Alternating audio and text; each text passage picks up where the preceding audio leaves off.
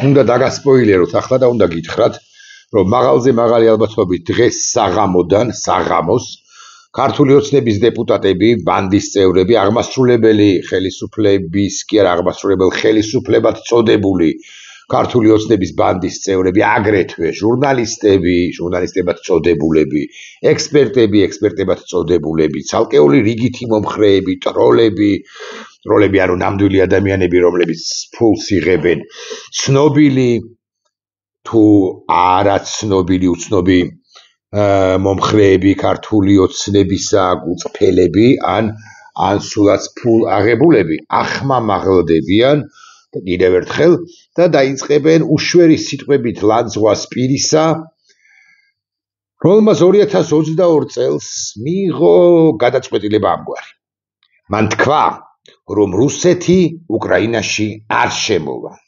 ვერ შემოვა და უკრაინელი ხალხი, უკრაინული სახელმწიფო, უკრაინის სახელმწიფო, მთელი უკრაინა ყველაფერს გააკეთებს იმისთვის, რომ რუსეთი უკრაინაში ვერც ერთ გოჯ მიწაზე ვერ დამკვიდრდეს, ვერც ყირიმში, სხვათა შორის, ვერც დონბასში, ვერც ზაპოროჟიეში, ხერსონში, კიევში, ხარკოვში, ოდესაში, ლვოვში თუ სხვაგან. მოკლედ, რუსეთს არაფერი არ გაუვა.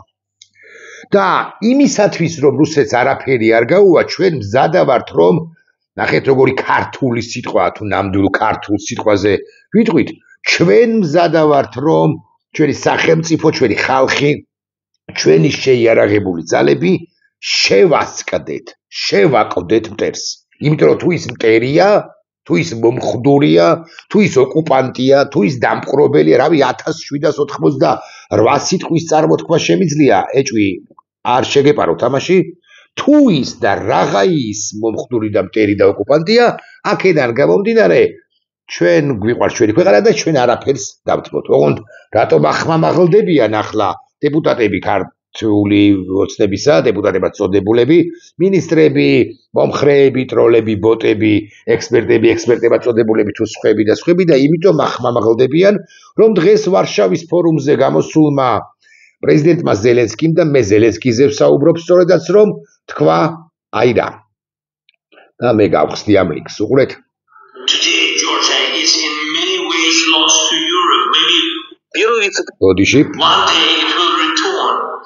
But for that Europe must not close its eyes to what is happening there and in Belarus. დღეს საქართველო მრავალი თვალსაზრისით დაკარგულია ევროპისათვის, მსგავსი რამ თქვა ზელენსკიმ გაეროს გენასამბლეაზე გამოსვლისას, შესაძლოა ერთ დღეს დაუბრუნდეს კიდეც, მაგრამ ამისათვის ევროპამ არ უნდა დახუჭოს თვალი იმაზე, რაც დღეს იქ და ბელარუსში, აგრეთვე ბელარუსში ხდება. ახმამაღლდებიან კი, მაგრამ მოდი ვიყოთ გულახდილები, არა დაკარგა ევროპამ საქართველო, რა საკვირველია ევროპის ბრალი, ან ბრალიც არის ის და ეს უნდა ვთქვათ ღიად, რომ საქართველო იმის გამო რომ ევროპამაც დაუშვა შეცდომები და ქართულმა საზოგადოებამაც დაუშვა შეცდომები და ქართულმა პოლიტიკურმა ელიტებმაც დაუშვეს შეცდომები, ერთია შეცდომები და მეორეა დანაშაული, რა საკვირველია, ხო?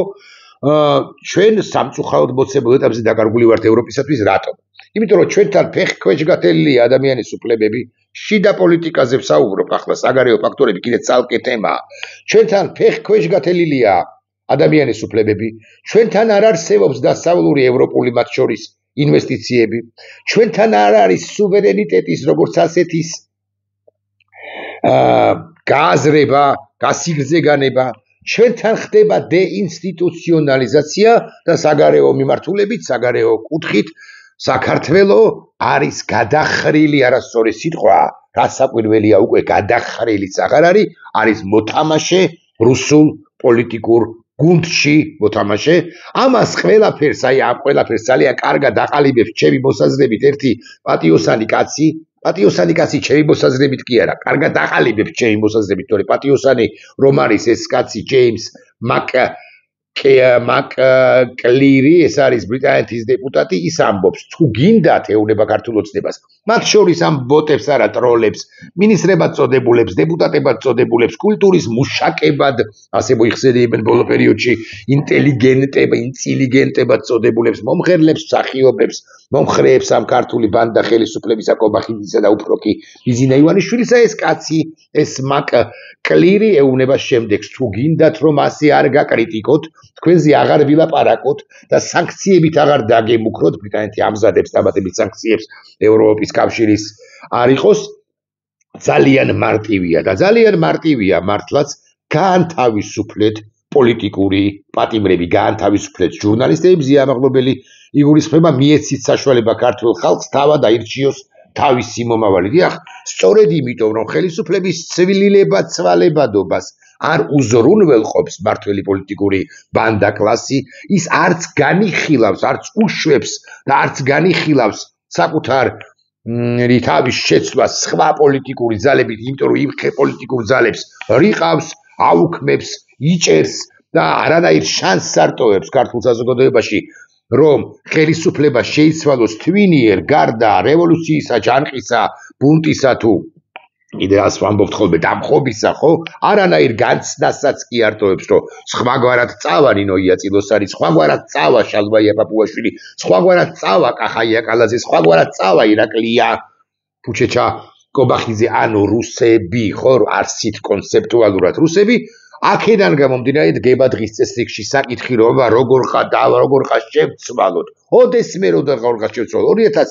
2028-ში ხო არის არჩევნები დაგეგმილი, 32-ში წავლენ. ირაკლი კობახიძე დღეიდან და 7 წელიწადში 7 წლით დაბერებული, არსითაც დაბერებული. წავა კი? ან ირაკლი კობახიძის მომხრე კი არა, მემკვიდრე. შალვა პაპუაშვილი 7 წლით დაბერებული 2022-ში წავა კი?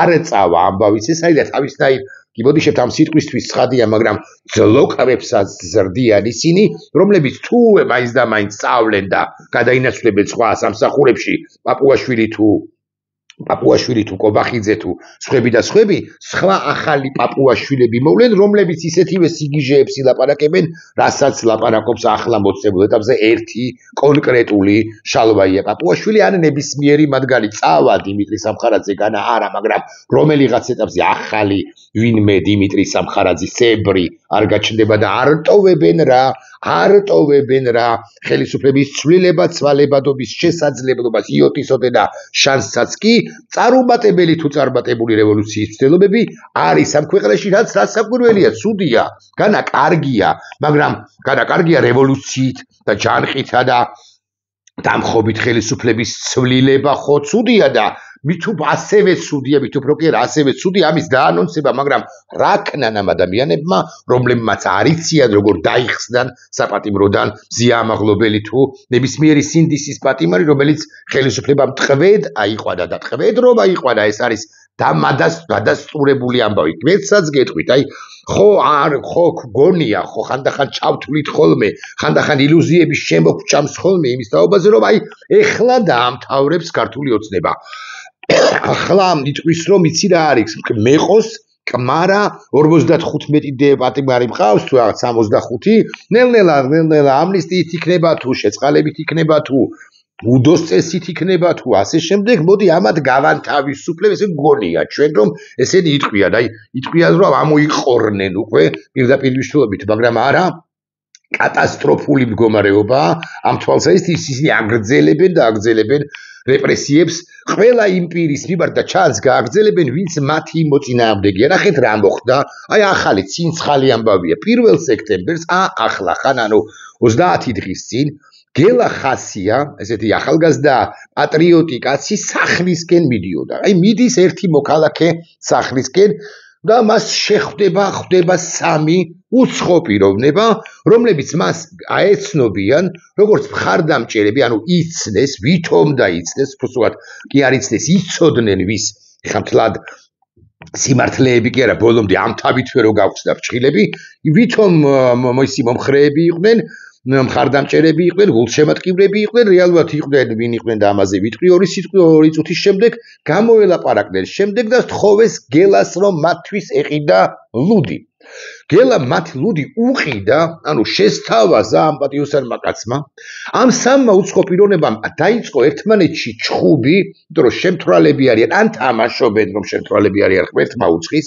მოკლედ იქ კი მოწრუპეს და აქედან გამომდინარე ოდნავ შესაძლოა ალკოჰოლის მოეკიდათ, ან სულაც არ ვიცი.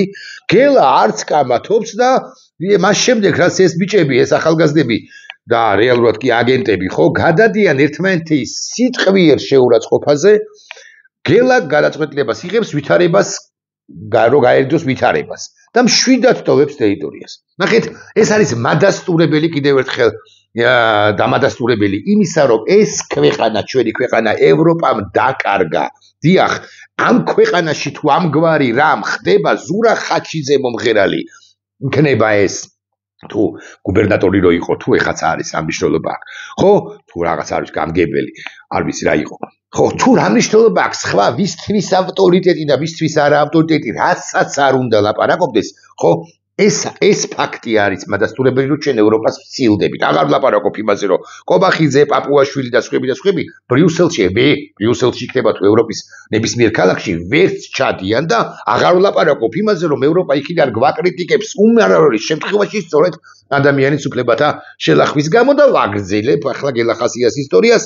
გელა მართლაც ეს გაერიდა, მშვიდად დატოვა ტერიტორია და ახლა ირკვევა. აი ახლა ზურა ხაჩიძეს ვეუბნები. ნახეთ როგორი არაევროპულია ჩვენი ქვეყანა, რომ დღეის მდგომარეობით ამ სამიდან ერთს სავარაუდოდ ხელი აქვს იმ ჩხუბის კონფლიქტის დროს მოტეხილი, მაგრამ გელას არა აქვს ბრალი წარდგენილი.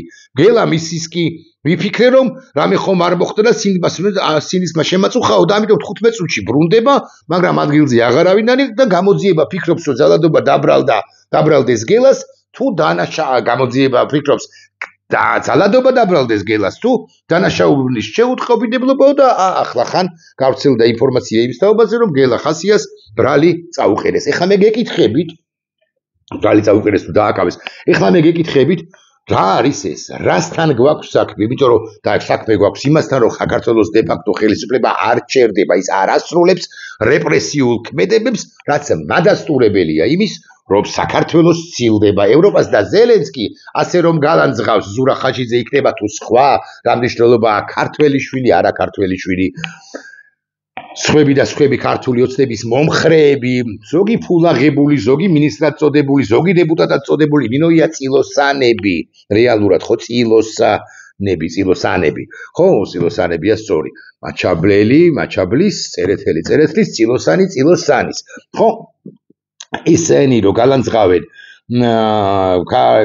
ზელენსკის ამ გმირ კაცს, ხო და მაგრამ იმას კი აღარ დაინახავენ თუ აღარ მიაქცევენ ყურადღებას რომ ესოდენ სერიოზული პრობლემები აქვს ამ ქვეყანას. ეხლა კიდევ ერთი მოდის ვიხდი ეს არ მინდა, ბოდიში ეს ამის ჩვენება არ მინდა პრინციპში, იმიტომ რომ ირაკლი კობახიძეზე ჩვენ ვილაპარაკეთ გუშინან, შეიძლება ოდნავ მოგვიანებით გაჩვენოთ კიდეც. დიახ, საქართველოს ცილდება ევროპას, ეს არის ფაქტი, რომ ევროპამ დაკარგა საქართველო იმ ჰიბრიდული ოპერაციების შედეგად, რომელიც რუსეთმა დანაშაული ჩაიდინა ქართული სახელმწიფოს წინაშე, ჩვენ ყველა შევცდით, ევროპა შეცდა, საქართველოს შეცდა, ქართული ხალხის ნაწილი შეცდა, მაინც და მაინც კი არ ძრახავ ქართულ ხალხს, ნუ ესეთი გადაწყვეტილება მიიღო მაშინ როცა მიიღო, მაგრამ დანაშაული ქართული სახელმწიფოს წინაშე ჩაიდინა სწორედაც რომ რუსეთმა და დანაშაულს ჩადიხართ უკლებრივ ყველანი, ვინც პირდაპირ ირიბად მარჯვნიდან მარცხნიდან რაღაცა სოფისტური თუ რაღაცა რეალისტური არგუმენტებით რუსეთს ირიბად და ქართულ ოცნებას კი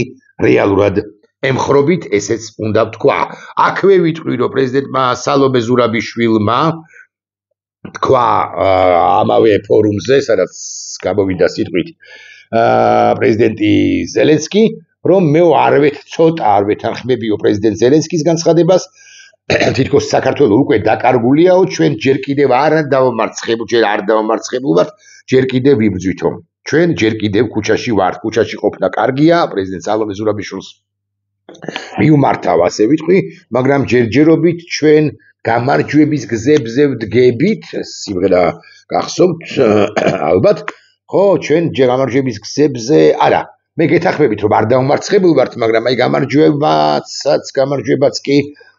გამარჯვებას ასევე არ დამდგარა მეთქი, იმიტომ რომ გამარჯვება არის, როდესაც როდესაც ამ ქოც ბანდას გაიზრდებ ხელისუფლებაში, თუმცა არსობრივად ქალწული პრეზიდენტი მართალია ჩვენ ჯერ ვერ მოგდრიკა, ვერ მოგღუნა, ვერ დაგვხალა, ვერ დაგვამარცხა ბანდა ქართულმა ხელისუფლებამ, ქართული ოცნების ხელისუფლებამ და პირველ ყოვლისა რასაკვირველია ბიზინა ივანიშვილმა ესეც უნდა ვთქვათ და მე მინდოდა კიდე რაღაცის თქმა, აღარ მინდოდა სიმართლე გითხრათ, მაგრამ მაინც დიახ, მადასტურებელი იმისა, ნახეთ ვიტყვი ბარემ. ხო, მადასტურებელი იმისა, რომ ჩვენ დამარცხება ალბათ მაინც არასწორია, მაგრამ ჩვენ ევროპამ დაგვკარგა ამ ეტაპზე დაგვკარგა ყოველ შემთხვევაში არის ის, რომ ქართული ოცნების ბანდა ხელისუფლება იმზირება ჩინეთისაკენ და რუსეთისაკენ და სტრატეგიულ პარტნიორად ევროპას კი არ იგულებს, ევროპა კი არ გაუხდია, დასავლეთი კი არ გაუხდია, დასავლეთს საერთოდ ქედმაღლურად ელაპარაკება მათ შორის შეერთებულ შტატებს, ხოლო ჩინეთზე ლაპარაკობს დიდ ამბებს უძღვნის, ისი თქვენ რომ ახლა რაღაც ღონისძიებაზე იმყოფებოდა მათ შორის ბანდიტი ირაკლი კობახიძე, ამის მადასტურებელი ვიდეოა თუ არა, ეს ამას ვნახავთ ქვერისდებართ, იმიტომ რომ შესაძლოა არ არის. უკასავად მოლდოვაზე მოლდოვის თავობაზე მადასტურებელი ვიდეო. მოლდოვაც საინტერესო თემაა, რასაკვირველია, იმიტომ რომ რატო არ მიულოცა ირაკლი კობახიძემ როგორ გონიათ, იმიტომ რომ მოლდოვისა მას შურს არა.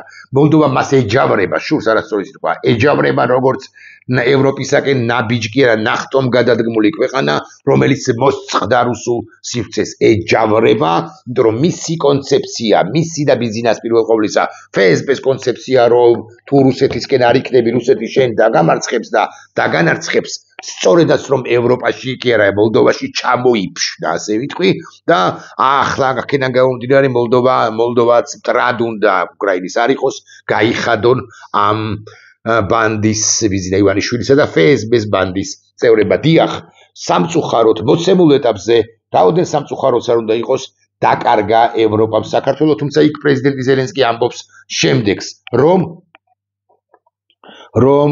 ეს იმედია დროებითო ეს პათოსია და შეიძლება საქართველოს დაუბრუნდესო დღის წესრიგსო იმისთვის, რომ ჩვენ მოვხვდეთ ხსენებულ მოლდოვასთან და ხსენებულ უკრაინასთან, რომელმაც შესწირა იბრძვის საკუთარი თავისუფლებაზე მაღალი კატეგორია, შვიდობა არ არის პაპუაშვილი, შალვაია პაპუაშვილი და ნინოია წილოსანი, კი არა ვაკნინებ, არამედ ესე სპეციალურად ასე აქცენტირებულად ვლაპარაკობ მათზე და ოდნავ კრინობით ფორმაა, ხო, მივაკნინე მათი სახელები, იმიტომ რომ მაყურებელმა გაიგოს, რომ ისინი ავტორიტეტები სულაც არ არიან, ისინი არ არიან პირები, რომლებსაც ქრებოდან ზემოთ უნდა უყურო. ისინი არიან ჩვენს მიერ, უბრალოდ ჩემს მიერ დაქირავებულებიც არ არიან, მაგრამ ამ მნიშვნელობა აქვს, ვინც ხმას მისცა, ესე ვიტყვი, ხო, მათი დაქირავებული პირები, ვისაც მიაჩნია, რომ ისინი კანონიერი ხელისუფლებას წარმოადგენენ და ქრებოდან ზემოთ არ უნდა უყურო არც ერთ მათგანს, არც ივანიშვილს და მოუგდებლად იმისა 7 მილიარდი ექნება თუ 2.7 მილიარდი დაკარგავს თუ მოიხვეჭს ქონებას გარკვეული პერიოდის შემდეგ თუ გარკვეული პერიოდით ადრე, გარკვეული დროის წინ გააკეთა დაკარგა თუ მოიხვეჭა თუ მოკლედ ბევრი ექნება თუ ცოტა ექნება და ნახეთ, მადასტურებელი იმისა, რომ საქართველოს ხაჩიძეს კი არ მიუმართავ, მაგრამ ეს ერთი მისი პოსტი შემხვდა ზელენსკის წინა განცხადებასთან დაკავშირებით და არაფერი საერთოდ აზია ლაპარაკი არაფერს არ ვამბობ, რას უნდა ის უხდია, მაგრამ ნახეთ, ზურა ქვია, ხო, ზურა ქვიათ, ხო არ მეშლება. მე მგონი არ ვიცი, ხაჩიძე მოკლედ რა. იცი გოგა კი არა, ზურა. ხო? გოგა კაი კაცია. ხო, ნახეთ, რას ამბობს, შენი შალვაია, თქვენი შალვაია პაპუაშვილი, ბრიუსელიო, პაპუაშვილი ამბობს, ბრიუსელიო უნდა დაუბრუნდეს დემოკრატიის კანონის უზენაესობის, აი ხასიას იჭერენ და ბრიუსელს კარდახობენ კანონის უზენაესობას და სუვერენიტეტის პატივისცემას, როგორც წესებზე დაფუძნებული საერთაშორისო წესრიგის ქვაკუთხედსო. შალვაია პაპუაშვილი ამბობს ამას. ბოლო წინადადება წარმოთქვა, სამარცხვინო ხელისუფლებად წოდებული ბანდა გვყავს, რომელიც აუცილებლად დასრულდება, გარდაულად დასრულდება. ჩვენ უნდა მოვასწროთ უბრალოდ, რომ მოვხდეთ ევროკავშირის გაფართოების ახალ ტალღაში და ჩვენ უნდა მოვახერხოთ როგორმე და